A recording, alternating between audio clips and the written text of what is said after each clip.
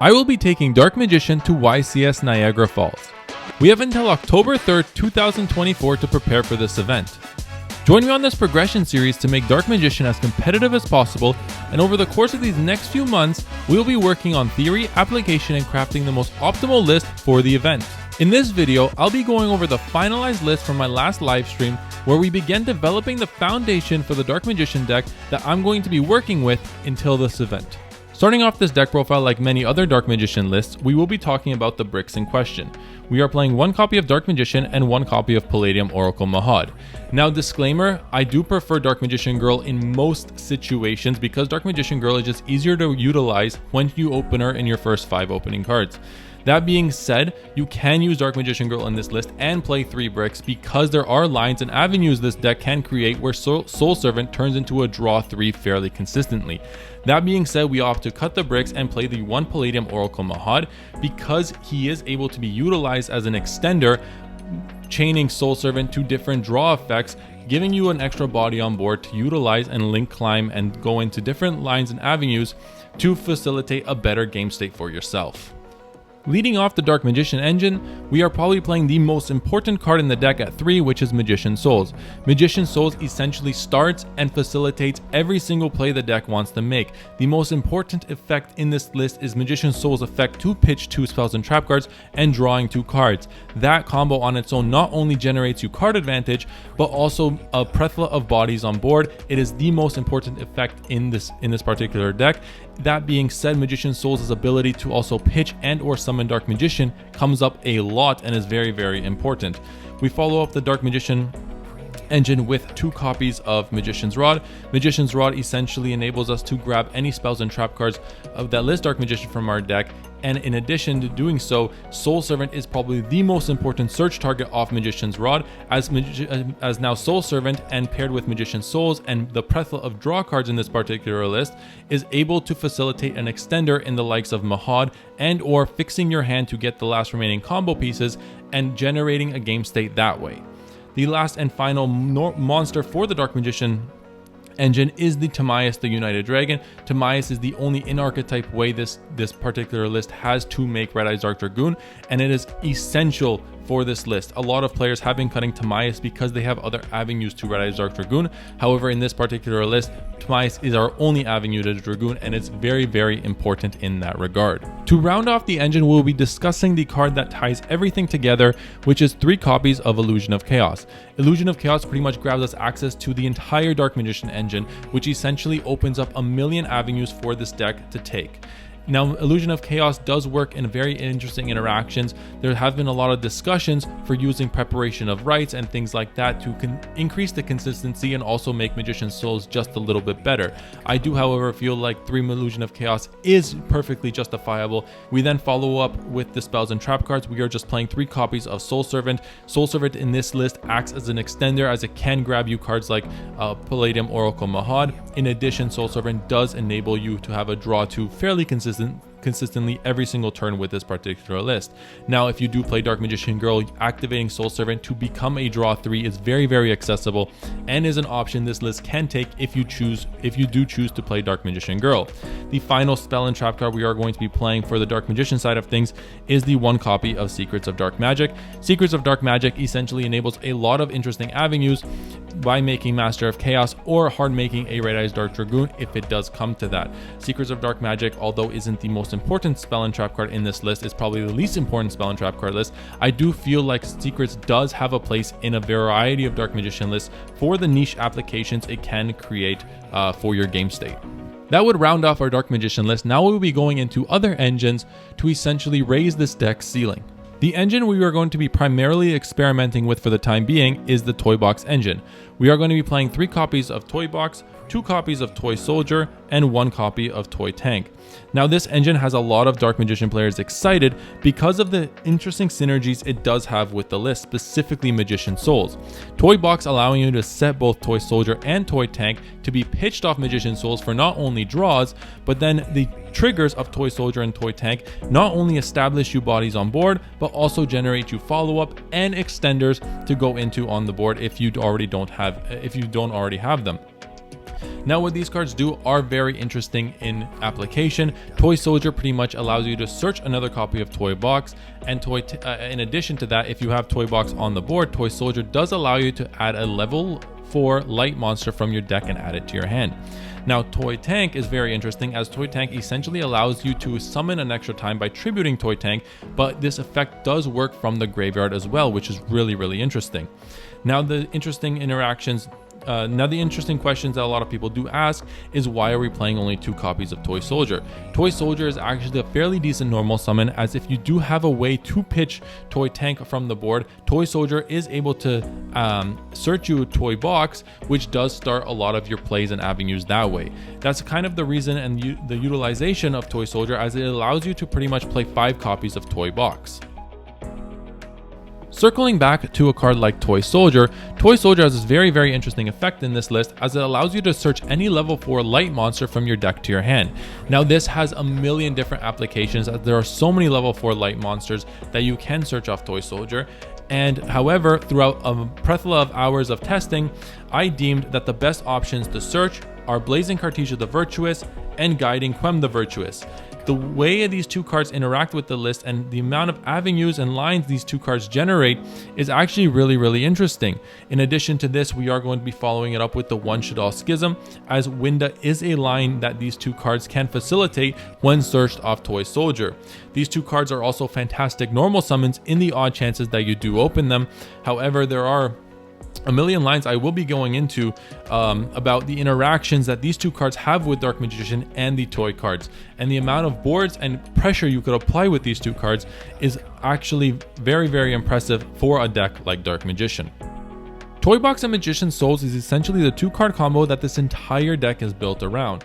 The idea of the combo is to activate your copy of Toy Box, setting your copies of Toy Soldier and Toy Tank from your deck to your spell and trap card zone.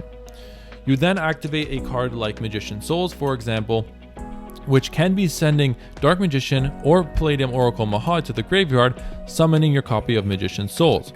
Magician's Souls can activate pretty much pitching your copies of Toy Tank and Toy Soldier to essentially draw 2 cards from the deck. And then what will happen here is both your Toy Soldier and Toy Tank will activate their effects, summoning themselves to the field. Toy Soldier does have an effect where if it's summoned, you can search any level 4 light monster from your deck to your hand. So the idea and the premise of the list is to generate your advantage, generate card advantage by drawing and establishing a board presence with a lot of bodies and special summoning and things like that. Note that we've done this without normal summoning a card yet. And when Toy Soldier searches you that level 4 light monster, that card in and of itself can generate your plays outright. So in this case, Guiding Quem is that card, and I will be going into combo videos down the line of explaining why these cards are so important and how they work together. Deck building is all about problem solving, and the biggest problem I had was not only searching Toy Box, but only having one avenue to pitch Toy Soldier and Toy Tank, which is Magician's Souls. Now, what happens when you open Toy Box and or Toy Soldier without a way to Magician's Souls?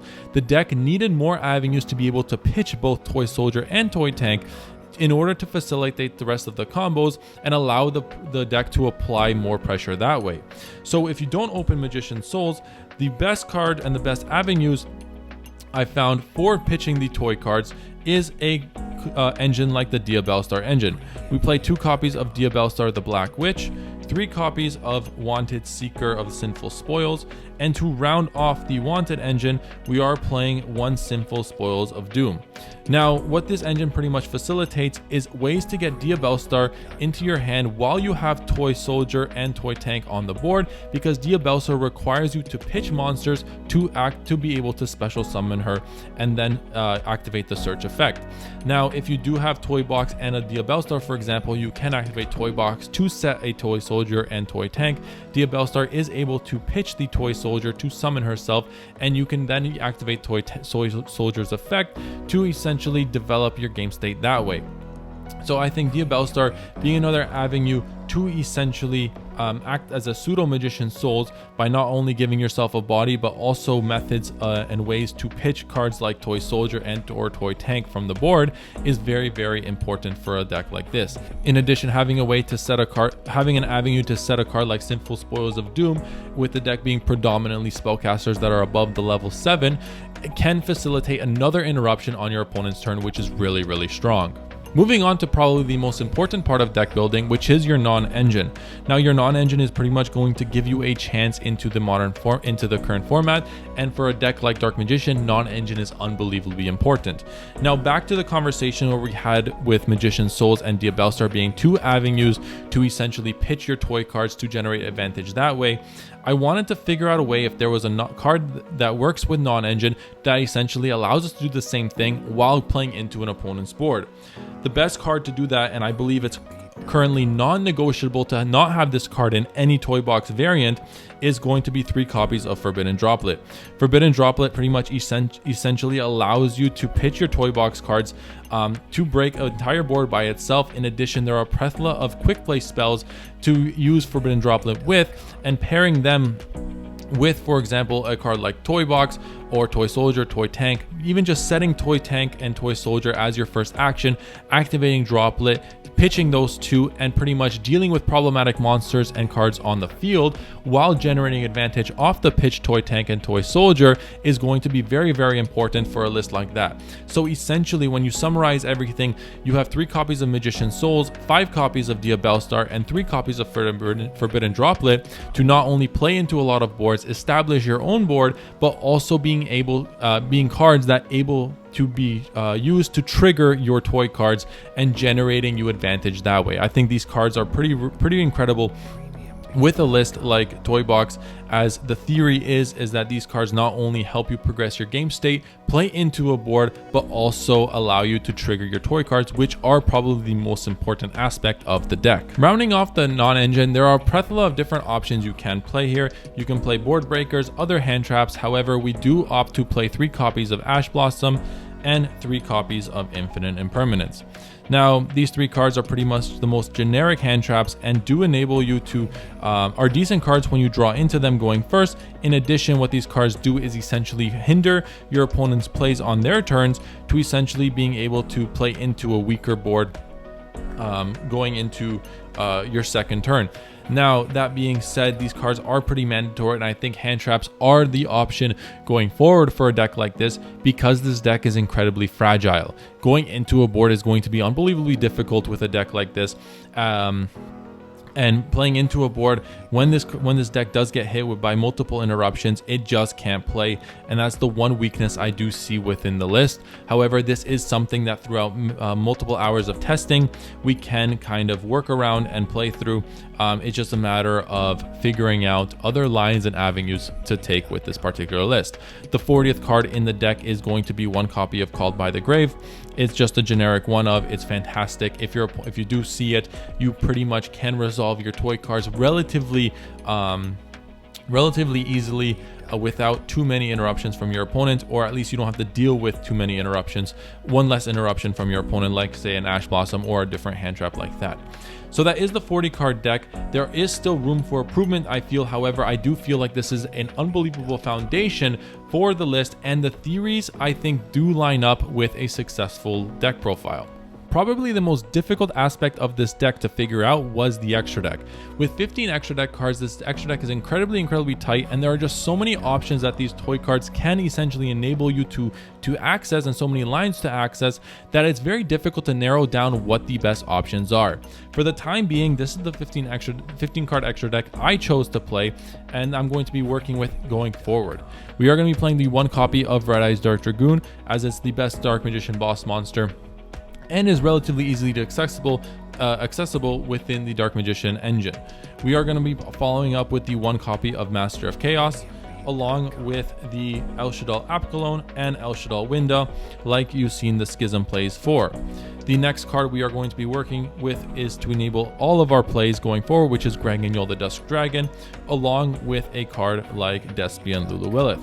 Despian Luluwilith is very interesting as there's an interaction where you could actually summon her without needing the Granganol effect, as you can use Luluwilith as an interruption pretty much on your first turn, which is really, really strong.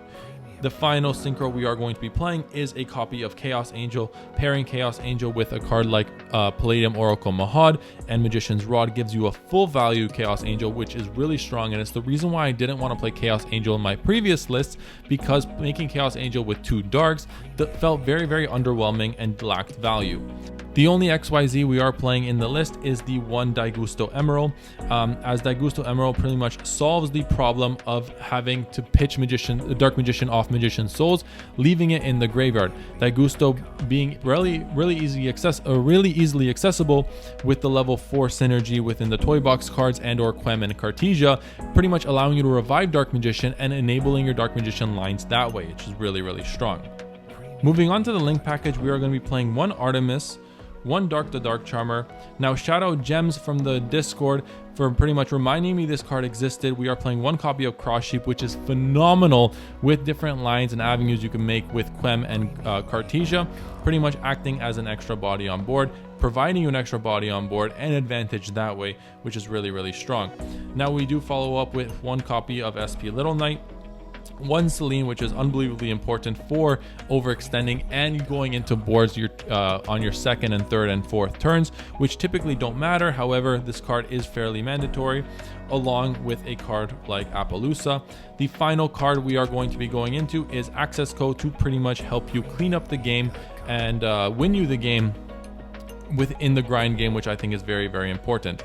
Appaloosa is the large link monster that's pretty much going to be made off after your board's already finished. It can also be made before 5 summons if you have a plethora of extenders in your hand to play around Nib and things like that. I do think this is a solid foundation for an extra deck, and it's going to be the extra deck I'm going to be taking with me going forward. Before ending the deck profile, there are a few shoutouts I do want to reach out to. Sergeant Bob Ross, Kageyami, Ohm, and everyone who joined me on the live stream. Thank you everyone so much for the support and the help crafting this deck so far. I can't wait to continue working and providing a more optimal list down the line in the future. If you have any ideas or any way to make the deck better, please leave it in the comments down below and or reach out to me personally, and I will be very glad to interact with any and all of you. It means the world to me to have a platform where we can work together and make Dark Magician as competitive as possible. For now, thank you so much for watching. Have yourselves an amazing day. Bye.